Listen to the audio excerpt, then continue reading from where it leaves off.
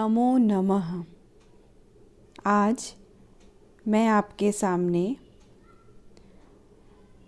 CG board 10वीं कक्षा के संस्कृत विषय के चतुर्थ पाठ बिलासा को लेकर आपके समक्ष प्रस्तुत हूँ। बच्चों, आज मैं आपको बिलासा की कहानी बताने वाली हूँ। बिलासा एक केवटिन थी। केवटिन का अर्थ होता है जो मछली पकड़ती है, जिसके नाम पे हमारे बिलासपुर शहर का नाम पड़ा है। तो इस पाठ के माध्यम से हम बिलासा के चारित्रिक विशेषताओं को जान सकेंगे। तो आज हम इस पाठ को पढ़ते हैं।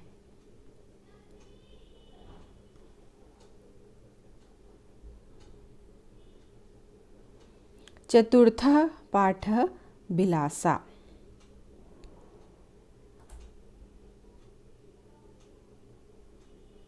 रतनपुरस्य जनपदान्तर्गते शताधिकवर्षपूर्वं लगरा इति ग्रामात् स्वपत्न्या सह जीविकोपार्जनार्थं परशुनाम्नः कैवर्तः निर्गतः।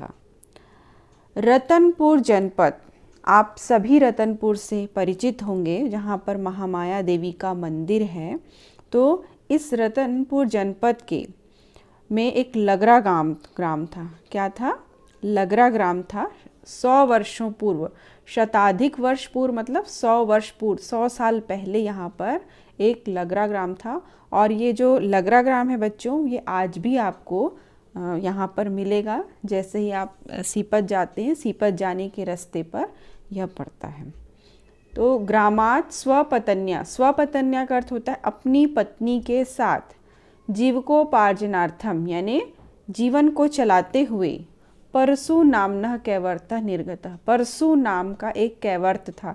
कैवर्त का अर्थ होता है केवट, जो नाव चलाता है, मछली पकड़ता है और उसी से अपना जीवन यापन करता है। तो रतनपुर जनपद के लगरा ग्राम में परशु नाम का जो केवट था, वह अपनी पत्नी के साथ जीविकोपार्जन करते हुए निवास करता था।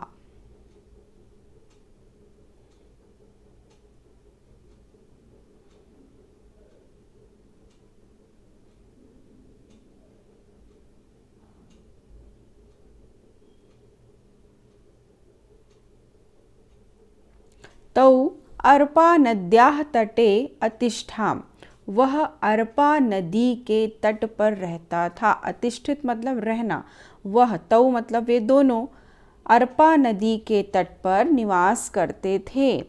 अर्पायाः तटे एकः लघु ग्रामः आस्तित, जो लगरा था वह अर्पा नदी के तट पर एक छोटा सा गांव था। परशु अर्पा नद्यां प्रतिदिनं मत्स्याखेटं करोति स्म, जो परशु था वह अर्पा नदी के किनारे प्रतिदिन यानी हर दिन मत्स्याखेटम, मत्स्याखेटम का अर्थ होता है, ये लिखा है मत्स्याखेटम, अर्थात मछली को पकड़ना। मछली पकड़ते थे, उसको बेचते थे, वही काम वह करता था। क्योंकि मछली कहाँ होगी? नदी में। तो वह अर्पा नदी में मछली पकड़ने का काम करता था। कालांतरेण तस्य भार्या वैशाखा, उसकी पत्नी, भार्या का अर्थ होता है पत्नी, उसका नाम था बैसाखा। कालांतरण यानी कुछ समय के बाद। तो कुछ समय पश्चात उसकी जो पत्नी थी बैसाखा, उसने एकाम स्वस्थाम बालाम अजन्यत, उसने एक स्वस्थ बालिका को जन्म दिया। सा बालिका लावण्यवती आसीत, वह जो बालिका थी वह बहुत ही सुंदर थी। लावण्य यानी कि सुंदर। लावण्येन तस्या बिलासा इति नामकरण अभवत, और सुंदरता के कारण ही उसका नाम बिलासा पड़ा। तो बच्चों, वह जो बच्ची थी कैसी थी? ऐसी सुंदर बच्ची हुई, इसलिए उसका नाम क्या रखा गया? बिलासा। बिलासा का अर्थ होता है सुंदर। बिलासा शैशवकाले बाला बालैः सह क्रीडति स्म, जो बिलासा थी वो बचपन में बाला बाले मतलब लड़के और लड़की दोनों के संग, छोटे छोटे बच्चे होते हैं ना, उनके संग खेलती थी। तस्यै बालकानां क्रीडनकं क्रीडनं च रोचते स्म। तब उसे बचपन में क्रीडनकम, क्रीडनम यानी कि खिलौने खेलना, किसी भी बच्चे को खिलौने खेलना बहुत अच्छा लगता है। वैसे ही जो बिलासा थी उसको भी दूसरे बच्चों के साथ खेल खेलना बहुत ही अच्छा लगता था। बिलासा अदम्य साहसिका आसित, वह बहुत ही साहसी थी। बिलासा जो थी वो डरपोक नहीं थी, वो बहुत साहसी थी। इसका उदाहरण आपको आगे पता चलेगा। एकदा सुप्तम बालम, एक बार, एकदा अर्थात एक बार, सुप्तम बालम यानी कि सोए हुए बालक को, नीत्वा यानी लेकर, एक बार एक सोए हुए बालक को लेकर, वृक्कः पलायनम कुर्वन् आसीत्। वृक्कः का अर्थ होता है भेड़िया, पलायनम यानी कि लेकर चला गया था, आसीत् यानी था। तो एक बार क्या होता है, एक सोए हुए बच्चे को, ये सोया हुआ बच्चा है, उसको लेकर एक जो भेड़िया होता है वह चला जाता है बच्चे को, क्योंकि पहले गांव में लोग रहते थे, शेर, चीता, भालू, लकड़बग्घा सब आ जाते थे, तो ऐसे ही भेड़िया आता है और उस बच्चे को उठाकर वह ले जाने लगता है। तभी तदा बिलासा वृक्कं दंडेन ताड़ित्वा बालकं मुक्तं कृत्वा मातरं समर्पयेत्। तभी, तदा मतलब तब, जो बिलासा थी वह वृक्कम यानी कि भेड़िए को, दंडेन मतलब होता है लकड़ी, आप देखेंगे ये देखो इसके हाथ में लकड़ी है ना, तो वह लकड़ी से मार कर, ताड़ित्वा ने ऐसे भगाते हैं ना, भगाकर बालकम मुक्तम कृत्वा, बालक को मुक्त करती है, यानी वह उसको भेड़िए से बचा लेती है, और मातरम समर्पित, और उसकी माता को दे देती है। देखो कितनी बहादुर थी वो, नहीं तो भेड़िए से लड़ना बहुत ही कठिन कार्य है, आसान नहीं होता। और चूंकि उस समय वह बच्ची भी थी, इसलिए वह बहुत ही क्या थी, साहसी थी।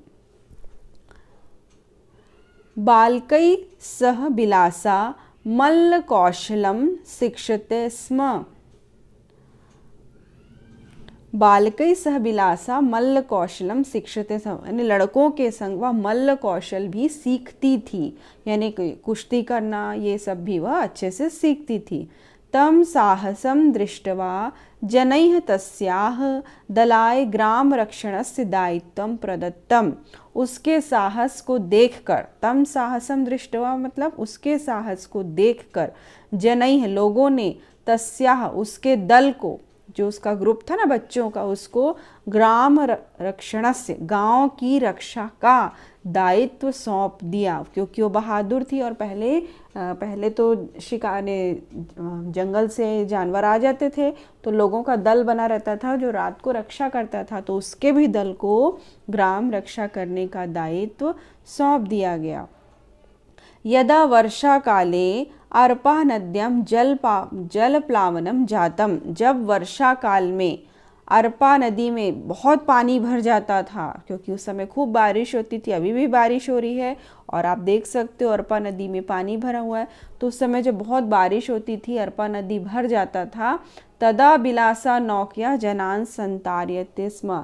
तब भी जो बिलासा थी वो लोगों को नौका से पार कराती थी, यानी वो उस पानी में भी डरती नहीं थी।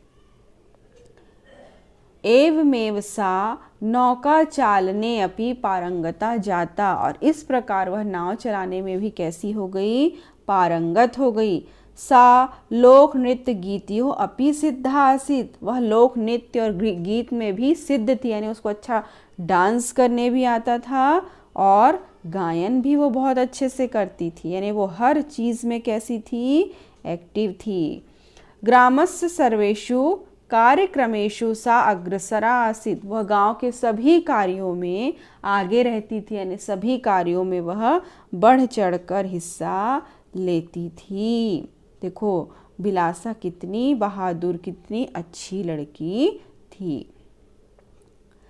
कालांतरे बिलासायाः विवाह बंसी नामना युवकेन सह अभवत, और कुछ समय बाद जब वो थोड़ी बड़ी हो गई तो उसका विवाह बंसी नाम के युवक के साथ हो गया। अर्थात बिलासा के पति का क्या नाम था? बंसी।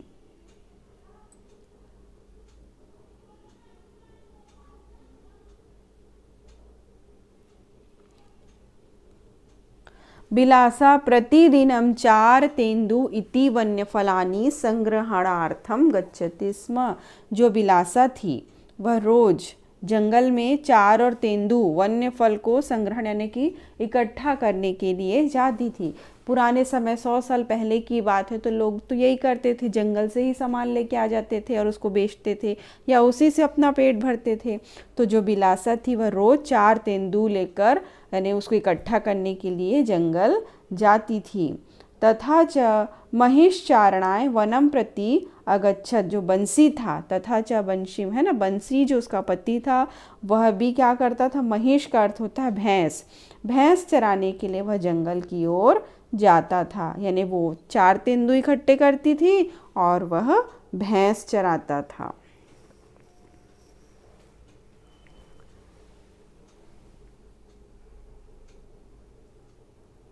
यदा सायंकाले बिलासा पत्या साकं गृहं प्रति न्यवर्तयति।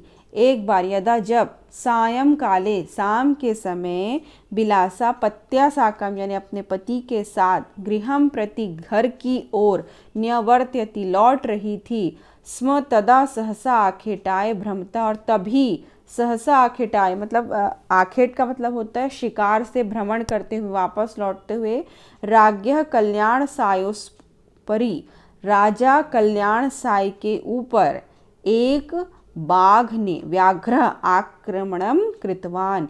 एक बाघ ने आक्रमण कर दिया। ये राजा कल्याण साई थे, जब ये शिकार से वापस लौट रहे थे तो जो बाघ था उनके ऊपर क्या कर देता है? आक्रमण कर देता है।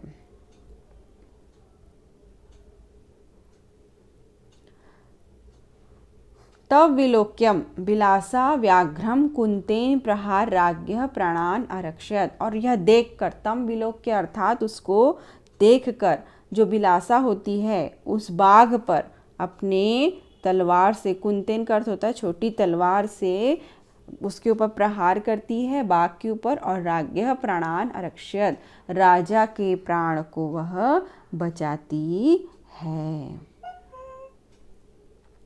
अन्या कल्याण सायः बिलासया प्रभावितो भूत्वा अपरम दिवसम नर्पा नद्याः तट्यो द्वयो तट्यो जागीरः बिलासाय दत्तवान। अन्या मतलब तब जो कल्याण साया बिलासा से क्या हो जाते हैं? प्रभावित हो जाते हैं। अपरम दिवसम यानी उस दूसरे दिन, अर्पा नद्याः द्वयो तट्यो अर्पा नदी के, ठीक है, दोनों, इस तट को भी और इस तट को, दोनों तटों के जागीर को बिलासा को दे देते हैं। क्योंकि वो तो राजा रहते हैं, राजा के पास बहुत संपत्ति होती है, तो वो अर्पा नदी के दोनों तट की जागीर बिलासा को दे देते हैं। तथा च राजा रतनपुरम प्रत्यागतः। और राजा फिर वापस रतनपुर आ जाते हैं, मतलब उसी दिन उसको वो जागीर देते हैं और फिर वापस आ जाते हैं। अनंतरम ताम खड्गेन अलंकृत्य। और कुछ समय बाद, खड्गेन मतलब तलवार को, जो ये तलवार होती है ना बच्चों, ये देखो ये तलवार है, इसको देकर अलंकृत यानी उसको देना, महिला सेनापति इति पदे न्यायोजत। बिलासा को वो महिला सेनापति बना देते हैं, उसको अपनी तलवार देते हैं और उसको अपने राज्य की महिला सेनापति बना देते हैं। बिलासा स्वप्रयत्नेन ग्रामस्य विकासः कृतवती। और बिलासा अपने स्वयं के प्रयास से गांव का विकास करती है। तस्या वर्धमानः प्रभावं दृष्ट्वा प्रतिवेशिनः राज्यानि तस्या क्षेत्रे आक्रमणं कृतवन्तः। और उसके प्रभाव को देखकर, मतलब वो बहुत ज़्यादा आगे मत बढ़ जाए यह सोचकर, जो दूसरे राज्य के राजा या दुश्मन होते हैं वो उसके ऊपर आक्रमण कर देते हैं। तैः सह बिलासा साहसेन युद्धम अकरोत्। लेकिन जो बिलासा होती है वह उनके साथ एकदम साहसपूर्वक, जैसे झांसी की रानी लड़ी थी वैसे ही बिलासा भी उन दुश्मनों के साथ लड़ाई लड़ती है। सा राज्य रक्षा कुर्वती वीर गतिम प्राप्तवती, और वह राज्य रक्षा करते हुए वीर गति को प्राप्त करती है। राजा कल्याण सायः मत्स्याखेटकानां निवास स्थलम बिलासायाः सम्मानार्थम बिलासपुरम इति नामना प्रथितम। और राजा जो कल्याण साय होते हैं वह मत्स्याखेट का नाम, मतलब जहाँ पे वो मछली पकड़ते थे उसके निवास स्थान को बिलासाया सम्मान, बिलासा के सम्मान में बिलासपुर नाम देते हैं। तो जो ये हमारा बिलासपुर है ना बच्चों, ये बिलासा के नाम में सम्मान में यह नाम पड़ा है, क्योंकि बिलासा यहीं रहती थी इसलिए इसका नाम क्या पड़ गया, बिलासपुर।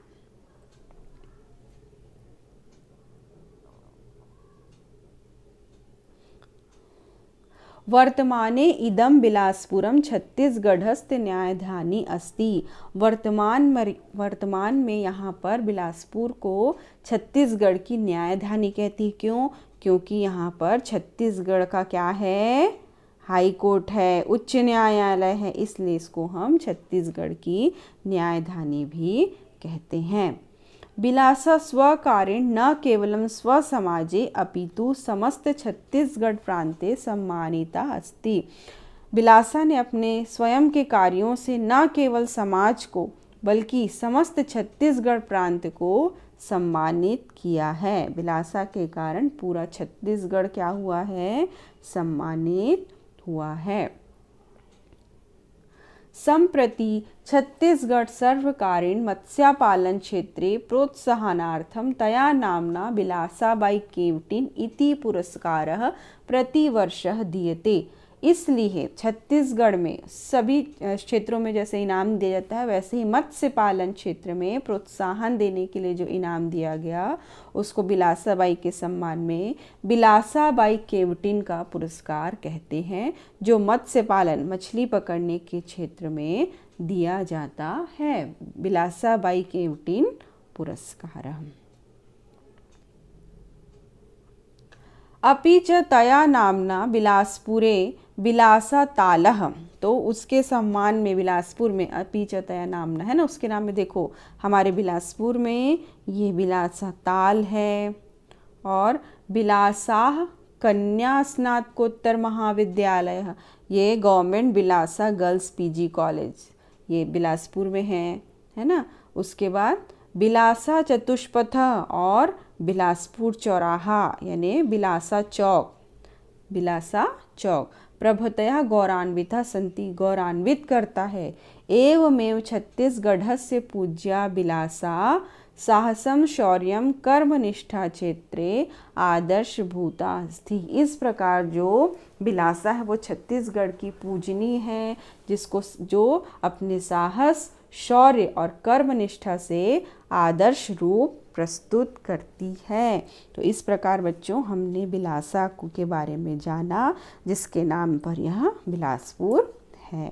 अब हम इसके प्रश्नोत्तर देखते हैं, जिससे हमको पता चलेगा कि आपको यह पाठ कितने अच्छे से समझ में आया है कि नहीं।